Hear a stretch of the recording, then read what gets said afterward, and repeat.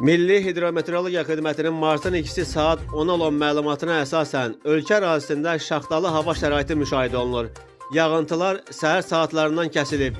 Məlumata görə yağan qarın hündürlüyü Zaqatalada, Əlibəydə 1 metr 5 sm, Qaxda 68, Şəki və Qəbələdə 45, Lerikdə 43, Altağaçda 34, Qubada 29, Oğuzda 25, Xaltan və İsmayılıda 22, Şahdağda 17, Astara və Şahbuzda 15, Ağsu və Daşkəsəndə 14, Balakən və Lənkəranda 12, Xınalıq və Qobustanda 11, Gədəbəydə 8, Kəlbəcər, Laçın və Qubadlıda 7, Şuşa və Qusarda 6, Yardımlıda 5, Göyçayda 4, Xankəndi, Şabran və Tərtərdə 3, Xocalıda 2, Sədərəkdə isə 1 sm-dir.